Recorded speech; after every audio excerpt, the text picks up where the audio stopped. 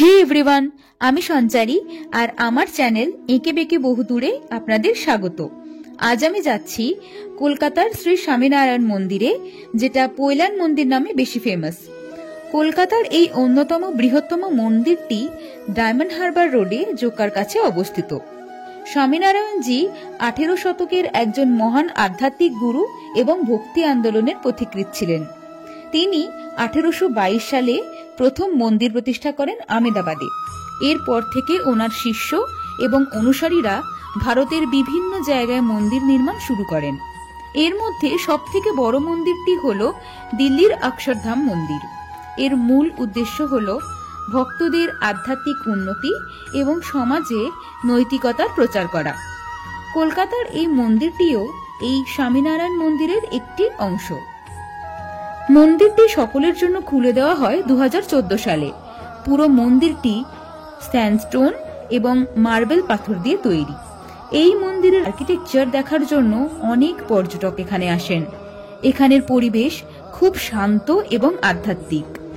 মন্দিরের ভিতরে রাধাকৃষ্ণ, সীতারাম, লক্ষ্মীনারায়ণের মূর্তি পূজা হয় এবং মন্দিরের গর্ভগৃহে রয়েছে স্বামীনারায়ণের সোনার মূর্তি। মন্দিরে ঢোকার জন্য কোনো প্রবেশ মূল্য নেই। মন্দিরের ভিতরে ফটো তোলা নিষেধ, তবে বাইরে মন্দির প্রাঙ্গণের এই জায়গাগুলোতে ফটো তোলা যায়। এখানে পুজো দেওয়ার ব্যবস্থাও রয়েছে। 50 টাকার পুজো দিলে সেক্ষেত্রে আপনারা একবার করে স্বামীনারায়ণের সোনার মূর্তিটি স্নান করাতে পারবেন। 1 বোতল স্নান জল পাবেন এবং এই বক্সের মধ্যে 2টি মিষ্টি শুকনো প্রসাদ রয়েছে। দুজন মিলে চাইলে শেয়ার করে পুজো দিতে পারেন। মন্দিরটি সকাল 7:30 থেকে দুপুর 12টা পর্যন্ত খোলা থাকে এবং বিকেল বেলা 4টে থেকে রাত 8টা অবধি খোলা থাকে।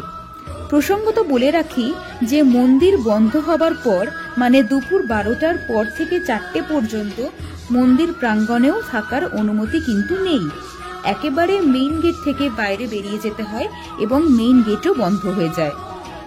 মন্দিরের আরতি এবং ভোগ প্রসাদের টাইম টেবিলটা আমি আপনাদের সুবিধার জন্য স্ক্রিনে শেয়ার করে দিচ্ছি।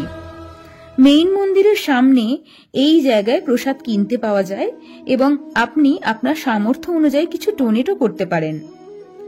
মন্দিরের মেইন গেট থেকে ঢুকে ডান দিকে রয়েছে ওয়াশরুম, আর তার পিছনে রয়েছে ক্যান্টিন, আর তার পাশে রয়েছে গাড়ি পার্কিং এর অনেক বড় স্পেস। পার্কিং চার্জেসের ডিটেলস আমি স্ক্রিনে শেয়ার করে দিচ্ছি। ক্যান্টিন স্পেসও অনেক বড়। এখানে চা, কফি ছাড়াও অনেক ভেজ আইটেম পাওয়া যায়। দামও কিন্তু বেশ রিজনেবল। পৈলান মন্দির আসার সবথেকে ইজি রুট হলো স্প্ল্যানেড থেকে বাস। ডায়মন্ড হারবার বা নামখানাগামী সব বাসই ডিরেক্ট পৈলান মন্দির পর্যন্ত যায়। এছাড়া সল্টলেক বা শিয়ালদা থেকে 235 নম্বর বাস, আর হাওড়া থেকে হাওড়া আমতলা সিটিসি বাসও ডিরেক্ট মন্দির পর্যন্ত যায়। এছাড়া ট্রেন রুটও অ্যাভেলেবেল রয়েছে।